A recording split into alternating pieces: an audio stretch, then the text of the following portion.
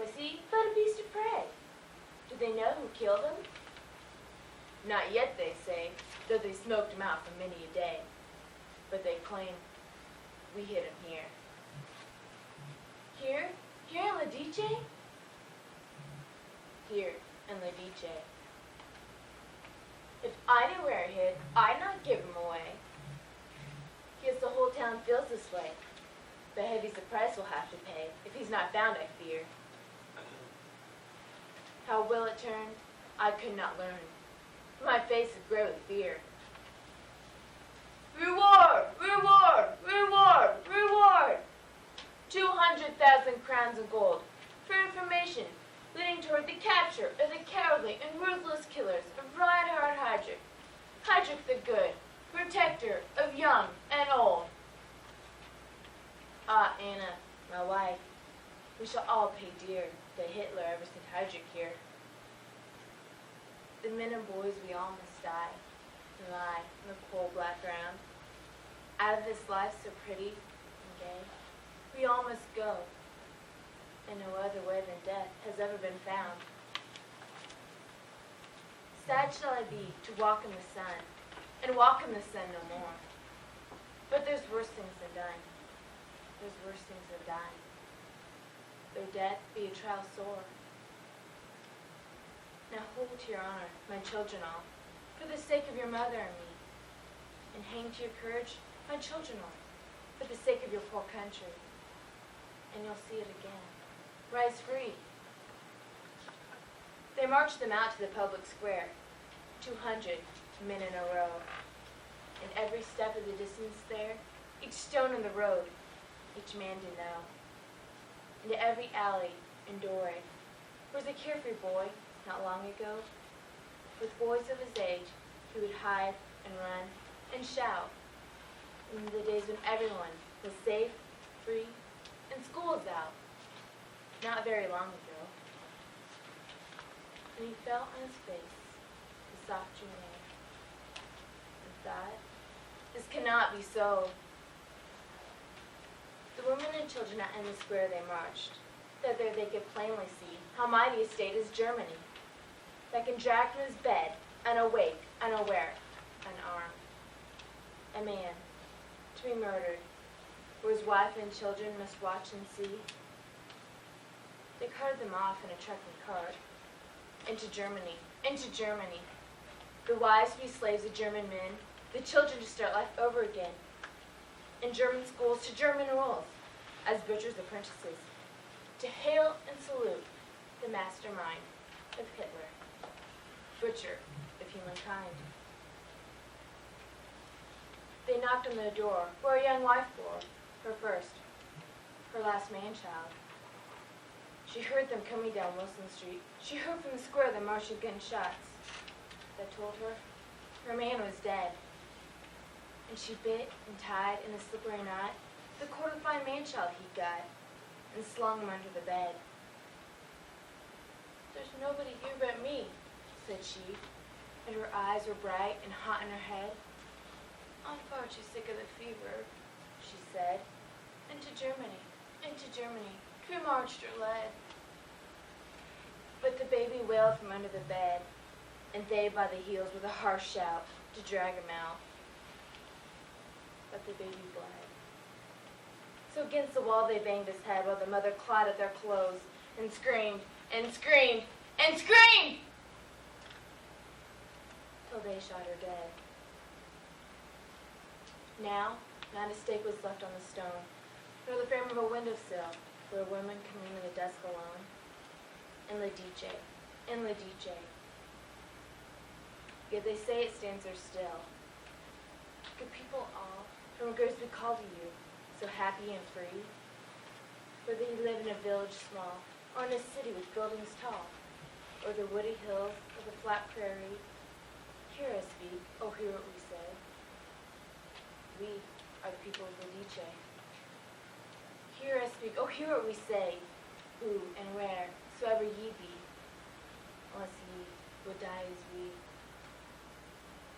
Dead mouse of men once happy as you, up through the ashes of Ladice, telling you not to be caught as they, on the morning of that June day, who were caught and shot and put out of the way, telling you not to eat or drink one morsel of food, one swallow of drink, before you think what is the best way to keep your country from the foe you hate, keep us from slipping bit by bit down to what is the death of it.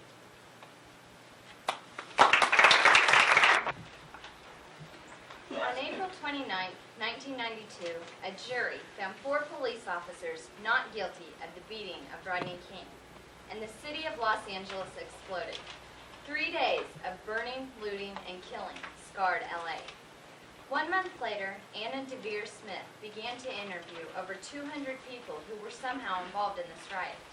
The result is her book, Twilight. From her book, I would like to share with you the riots, as seen by a member of the jury, a victim of the violence, and a congresswoman from that district. Twilight by Anna Deavere Smith. As soon as we went into the courtroom with the verdicts, there were plainclothes policemen everywhere. You know, I knew that there would be people upset with the verdict, but I didn't expect near what happened. If I would have known what was going to happen, I mean, it's not fair to say that I would have voted a different way. I wouldn't have. That's not our justice system.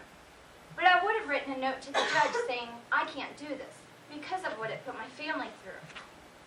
So anyway, we started going out to the bus, and the police said right away, if there's rocks and bottles, don't worry. The glass on the bus is bulletproof. And then I noticed a huge mob scene. And it's a sheriff's bus that they locked prisoners in. We got to the hotel, and there were some obnoxious reporters outside already trying to get interviews. And, you know, the police were trying to get us onto the bus and cover our faces. And this reporter said, why are you hiding your heads in shame? Do you know that buildings are burning and people are dying in South LA because of you? And 20 minutes later, I got home, and the same obnoxious reporter was at my door. And my husband kept saying, she doesn't want to talk to anybody. And she kept saying, the people want to know. The people want to know. Listen, I don't want to talk to anyone. My husband has made that clear. And I slammed the door in her face. And watching on the TV, seeing all the political leaders, Mayor Bradley, President Bush, condemning our verdicts. I mean, the jurors as a group, we tossed around. Was this a setup of some sort? I just feel like we were pawns that were thrown away by the system. I think it was apparent that we would be harassed, and I got a few threats. I got threatening phone calls. We've been portrayed as white racists. One of the most disturbing things, more disturbing than the threats, was a letter from the KKK saying, we support you, and if you need our help, if you want to join our organization, we'd welcome you into our fold. The riot as seen by a victim. So everybody was with like things they was taking, like a carnival. And I say to my friend Frances, you see this? Girl, you should see it. It's getting worse. Girl, let me take my butt up there before something happened. And when somebody threw a bottle, and it was like a tingling sensation, and I felt like moist, and it was like itching. And I say, Frances, I'm bleeding. And she walked with me to a house. Lift up your gown. Let me see. Elvira, it's a bullet. What? I didn't hurt nothing. Lay down then. Let me call St. Francis and tell them that you've been shot and to send an ambulance. Why you? You don't mess with none of those people. Why they have to shoot you? Are you all right? Are you nervous? Did the baby move? Do you feel cold? No, I'm fine. I'm just worried about the baby. I don't want to lose this baby. Elvira, everything will be all right. Just pray. So finally, we get to St. Francis, and they took me up to a room and hooked me up to a monitor, and they find the baby heartbeat, and I calm down. This doctor told me, Elvira, we don't know how deep is the bullet. We don't know where it went. We're going to operate on you. But since that we're going to operate, we're going to take the baby out, and you won't have to go through all that. And I remember them preparing me, and I don't remember anything else. In the background, I remember Dr. Thomas say, you had a 6-pound, 12-ounce little girl. And he told me how much she weighed and her length, and he say, when she born, she had the bullet stuck in her elbow. But when we clean her up, we find out that the bullet was still between two joints. So we did operate on her, and your daughter is fine, and you is fine. He explained to me that the bullet destroyed the placenta and went through me, and she caught it in her arms. If she didn't caught it in her arm, me and her would be dead. A congresswoman also speaks of the rights. We had a Kerner Commission report. It talked about what was wrong with our society. It talked about institutionalized racism. It talked about a lack of services, lack of government responsive to the people. Today, as we stand here in 1992, if you go back and read the report, it seems as though we are talking about what that report cited some 20 years ago still exists today. Mr. President, Mr. Governor, and anybody else who wants to listen, everybody who was in the street was not a thug or a hood. For politicians who think everybody in the street who committed a petty crime, stealing some Pampers for the baby, a new pair of shoes, we know you're not supposed to steal, but the times are such, the environment is such, that good people reacted in strange ways. They are not all crooks and criminals. If they are, Mr. President, what about your violations? Oh, yes, we're angry. And yes, this Rodney King incident, it was more than a slap in the face. It kind of reached in and grabbed you right here and pulls at your heart, and it hurts so bad. They want me to march out into Watts and say, cool it, baby, cool it. I am sorry. I know how to talk to my people. I know how to tell them not to put their lives at risk. I know how to say, don't put other people's lives at risk. But journalists, don't you dare dictate to me what I am supposed to say. It's not nice to display anger. I am angry. It's all right to be angry. It is unfortunate what people do when they are frustrated and angry. The fact of the matter is, whether we like it or not, riot is the voice unheard.